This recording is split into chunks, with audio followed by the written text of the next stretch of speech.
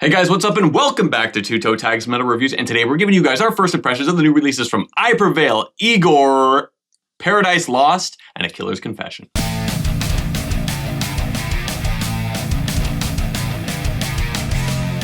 So, 4 very different albums that dropped today, and we're going to start it with probably our most anticipated, Amen by Igorrr. We've reviewed and reacted to Igorrr previously on this channel. Yes. I don't remember the rating for Spirituality and Distortion, but I know it did not get on the list. Although I know it gave, believe we gave generally favorable reviews. I don't remember at all. I don't even remember reviewing it. It's been a while. Anyway, and we've done so much stuff since then. That's true. So my main thing is I was really curious as how these songs would gel with each other, because the first single was ADHD, and that was like crazy stuff. Yeah. And then all the stuff that we got afterwards was a lot more like normal. And I say normal because it's a lot more just straightforward stuff. You know, nothing super crazy wacky in them, right? It's straightforward for Igorrr. For Igorrr. So I was curious as to like, are the other tracks on this album gonna be balls to the wall crazy, or is like, how is this gonna work?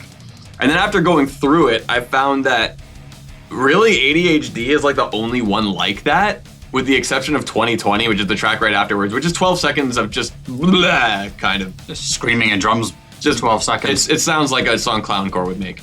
Yeah. So it's just, okay, whatever. But otherwise, I think it was actually quite well put together in terms of like the content. Like everything else sounds like Igorrr, but it's a lot more digestible. I feel like if I were to try to get somebody into this band and who may or may not be into the really wacky stuff, I would probably give them this album, because there's a lot of straightforward, just sick riffs or sick ideas or cool things with creativity in there. Like Headbutt was one of the singles. I still really like that song. Like even hearing it on the record, really, really good, right? Mm-hmm. So I found that there was only like small bits here and there of like some goofy stuff. Like there's a song in, there's Mustard Mucus. It's disgusting. The flute that would randomly come in and play the riff.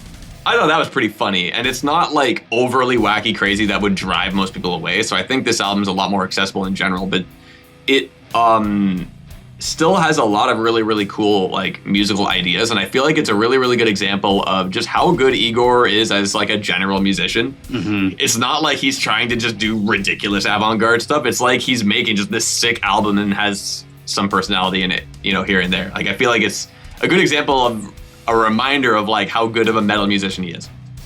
Yeah, that was nicely put. You know, it definitely showcases him as an artist, but it does it in a way that's kind of more accessible to general audiences, if you can say that. And that's accessible for Igorrr as well. It's still weird. It's still chaotic and crazy.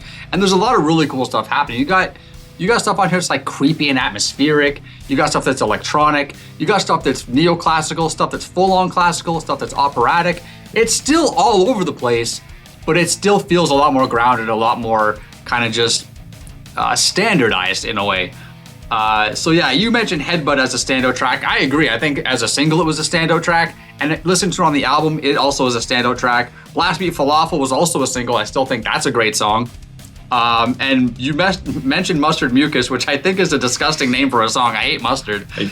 This one features Scott Ian on this track, and this song just is rad. Like I made a note about the bass pumping away on this song. Just really, really cool. Love that stuff. Had a really fun time listening to this album. My biggest hang up with it though, and this is probably may become an issue, maybe not. I felt like there was maybe too much of the opera stuff. Right? I really I don't mind that. I don't mind the opera stuff. I really like that when it's in music. You hear it in certain bands. Flesh God Apocalypse does a little bit of that kind of stuff. Yeah. There's a few other bands that do it. But, you know, I like it. But so I felt like it maybe was happening a little bit too much on here for a first impression. But that's something you can maybe get used to. Maybe I was thinking about it the wrong way or something. I'm not quite sure. But overall, though, solid. Impressed by this album, and I'm looking forward to hearing it more. So good stuff so far on my first listen. So moving on to Ascension by Paradise Lost. Yes. Their last album, which was titled Obsidian, got on the Toe Tag list. Yes, and it's one we forget about every time. Every time we talk about Toe Tag albums, we're like, I keep forgetting Paradise Lost is actually on the list. And you know what? I wish I'd gone back and listened to it, because it's been a while, man. It's probably been since we reviewed it. I haven't listened to it. Like 5 years. Yeah. That came out basically 5 years ago. Though listening to this album reminded me why they're on this list, because this album is quite good. They're the kind of band I'd think it's like, yeah, aren't they like a doom band? And it's like, for me personally, I struggle with a lot of doom bands because it just gets way too droney and nothing happens. Yeah, but good ones know how to do it right. And I think this band knows how to do it because there's so much more going on. So the riff that kicks in after the intro to Serpent on the Cross sounds like an Amon Amarth riff, and I'm like, whoa, that's super cool. Fun solo as well. So like a song like Salvation is like the kind of song you would kind of assume like, yeah, isn't every doom band just that over and over? This band's not like that because that's the only song that really kind of does that, right? Like low tempo, slow burn kind of thing. Exactly. Also, there's this amazing vocal harmony when the song picks up. Loved that. That was super duper cool. Maybe the song didn't really need to be 7 minutes, but it's whatever. I don't really mind. But I found like a lot of times I'm writing like, oh, really cool solo, or like this song's a jam. I kind of found a lot of like old school heavy metal influence. Like they're just really 100%. super grooving a lot of these songs. And it's not really what I was expecting, but it's been about 5 years since I really listened to this band. So I guess maybe they had it on the last record. I don't even remember. Yeah, I don't know. But you're right about the kind of the old school heavy metal style riffs. I felt the same way. And even when you mentioned Amon Amarth, I think riff wise, they're kind of in the same vein, maybe separated by a subgenre or two. But this band does a really good job at not sounding monotonous and not sounding like they're just doing the same thing for the whole album, which, you know, sometimes any genre can fall into this, but like you mentioned with Doom, sometimes it sounds like every song is just like the whole time. Like, and you know, as cool as that might be for a track or two, listening to 30 to 40 or whatever minutes of an album can get, you know, overwhelming or get boring. This album's over an hour long, just over an hour and 1 minute to be exact. And I feel like they do a good job at really playing with the pace and changing things up. And, you know, some good examples of that are songs like Sirens, track number 8. It's a lot more upbeat, whereas tracks like Diluvium is slow in the first half, but then picks up double time in the second half. So they're doing stuff like this throughout the album, and it prevents you from getting bored. It stops you from getting bored, and it keeps you on notice, basically, when you're listening to the album, and it keeps things interesting, which is also a really good thing. And yes, I was also reminded about why this band's on the Toe Tag list, because they're making good music. And are they the strongest riffs? Are these the strongest vocals you've ever heard? No, but they're put together very well. Another thing that I'll just add is the solos. I think our solos are really good, and they also kind of reminded me of kind of the old classic just guitar solos. Like they didn't sound like they were too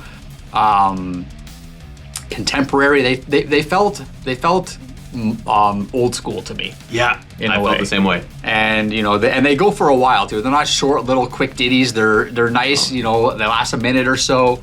And I thought that was just a really cool touch. So I dug it. I thought it was a really solid album. There was a lot of songs where I was like, I really like this, but I don't really know what to write about it.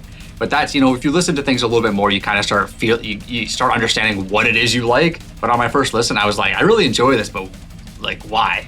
Yeah. That's kind of a thought I was having. But overall, still really good stuff from Paradise Lost.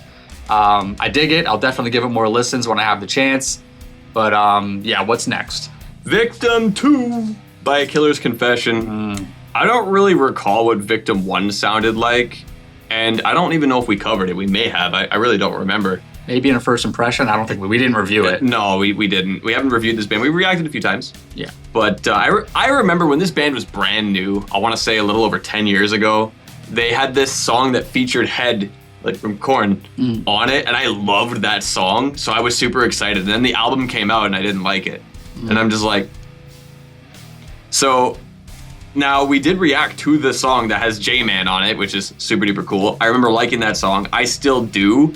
But I kind of felt that the album has this, like, it's got too many bells and whistles on it. What I mean by that is it feels like there's more processing on things than there needs to be. And I feel like there's a little too much of, like, the electronic metal pop sheen that's around it. That's kind of like maybe asking for some radio play. But I love Waylon. He's one of my favorite singers, so I love hearing Waylon in general. So I'm hearing him with all these effects on him. I'm like, what is all this doing here? Like, take all that off, right? Like, Waylon's a phenomenal singer. I don't need to hear him with the effects on it. I want to hear his voice. Yeah. So there were some songs that kind of like stood out, that I liked, that I thought were neat. But I kind of felt like if you stripped it down and kind of reworked it with a different lens on, I feel like you'd really, really get some more life out of what I know that Waylon can bring to the table.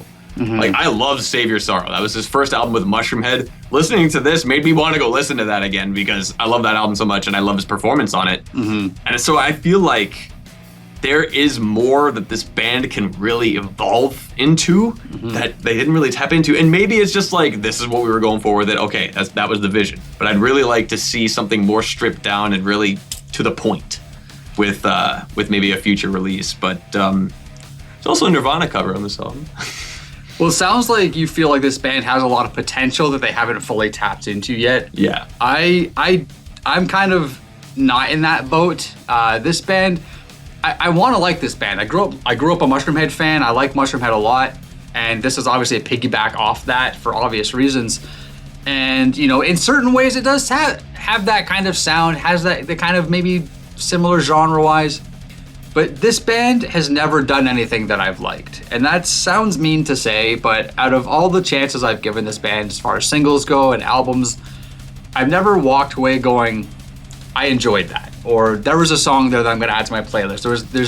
There's something maybe about the writing. I agree with Waylon's singing, his voice. Waylon's a great singer. I agree with that completely. So I'm not knocking anything like that, but just musically, this band just does not do it for me. As far as the cover that you mentioned, it's Heart Shaped Box by Nirvana, and they actually released this as a single a couple months ago, and I listened to it back then, and it's actually a pretty true to form cover, which is fine. I tend to prefer when bands change things up a bit and they kind of make it their own, but not too much, you know. And there's kind of a fine line, I think, when you're doing a cover song. Don't completely flip it on its head and make it a completely different song that's unrecognizable. Yeah. But playing it like basically 1-to-1, I feel like is a little bit of a cop-out. It's a cool song. I like Heart Shaped Box. It wouldn't be my favorite choice for a cover song, but I wish they had changed it up a bit. Either made it a little heavier or made it a little bit more, maybe meaner, give it some grit or something. Do something to maybe change it up, but it's fine. They actually put it right in the middle of the album too, which I thought was also kind of weird. Usually the covers are kind of at the end. We've seen them in the middle before. It's not unheard of. Yeah, I think it just works out as like a break in the middle of the record. Like, I think it just effectively works for the pacing. That's true too, and that's a good point. But overall, this album, I felt like, for me, was a bit of a slog to get through. I didn't feel like there was any real true highlight points on it at all. But again, that's just me, and that's maybe I'm just too fond of the old Mushroomhead sound that anything remotely close to sounding like it just gets rejected by my brain. Maybe I don't know. But yeah, it was just not for me. But other people probably dig it. So finishing off, we got Violent Nature by I Prevail. I remember not caring much for True Power when it came out, which was their last record. I remember just being like, Another album I don't remember listening to, but I'm pretty sure I did. I believe we did cover it in a First Impressions. We didn't review it, but I remember just being just like, this was a big surprise. I liked it actually quite a bit. The only real issue, and I'll say this now, it's 32 minutes. It's really short, but they make use of that time. So like a song like NWO has this really cool like electronic effects with this double kick in the background, and they expand on that in the chorus, just like, oh, here it is. It's no, because there's some bands that would do that and then just do a completely different chorus. Instead, they use that and they're like, yeah, this is the idea. It almost sounds synthetic in a way too. Well, yeah, with the electronic sheen over it in a sense. Yeah. But I found that this band on this album did a really, really good job at, like, when they hit hard, they hit hard. Yeah. And then when they're not hitting hard, they make it feel memorable and interesting, and in some aspects, the catchiness really works, you know? So there's a really, really good balance between the super hard hitters and the anthem-y kind of chorus, based songs. And the only real issue, like I said, is that it's as short as it is.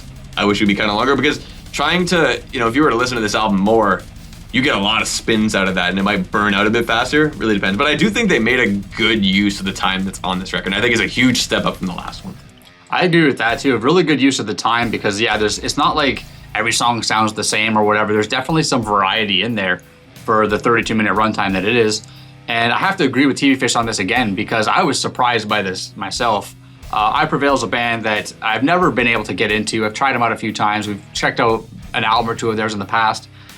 And I might have even seen them live once or twice at a show, if I'm not mistaken. But I've just never really been able to get into them. But this is an album I put on with the expectation of, I was basically thinking it's going to play from beginning to end and I'm going to go, whatever, next. But that didn't quite happen.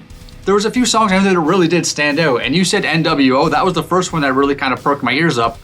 I kind of got, it felt like Soulfly, but not Soulfly. I don't know. It was reminding me of something, but the title track, Violent Nature, I thought this was also a really good song. It just went hard. I like that he was singing, I'm a sick motherfucker with a violent nature. Like, says that a lot in the song, and I thought that was a really cool line. It's track number 9, God. This one just really hype out the gate, maintains its energy. Really high contrast to the previous song too, Crimson and Clover, which I thought is the ballad of the album, and I thought it was a snooze fest. A lot of times I like ballads, and I like the placement of the album, and I like the purpose of it on the album. This one, I was like, for a ballad, this is not really doing it for me. But who knows? Maybe if we were reviewing the album, I would change my mind after listening to it a bunch of times. But there's a lot of cool stuff on here, man, and a lot of it's, them just adding that electronic feel to things, or them just hammering it home and just going hard at certain points. But then you have these kind of radio-friendly, alt metal, really clean type of parts to it as well. You have those types of songs like the intro track, for example, Synthetic Soul is kind of like that. But then you have these heavy breakdowns at the end that kind of help offset the cleanness and the niceness of the song. Does it save the song? I'm not quite sure. It depends on the listener. For me, I don't know. It surprised me. This album really did surprise me. Like I said, there's 2 or 3 songs on here that I really did enjoy, and maybe one of them will even make it into my playlist at the end of the year. Yeah, there were definitely some where I was thinking, oh man, I might have this playlist. There's some good stuff on there. So, well, with that being said, we did make the decision that we are going to review Amen by Igorrr this week. Didn't get 2 toe tags the first time around, so he's got another chance. And we're going to listen to this album nonstop throughout the entire week, and we will be back next week to give you our full and final review of that album. Anyway, that's all we got for you today. Remember to like the video if you like it. Tell us in the comments below, what do you think of the releases from today? Is there anything that we didn't cover today that you'd like to talk about? Sound off in the comments and subscribe if you guys are new. I'm TV Fish. I'm By Self. See you guys later.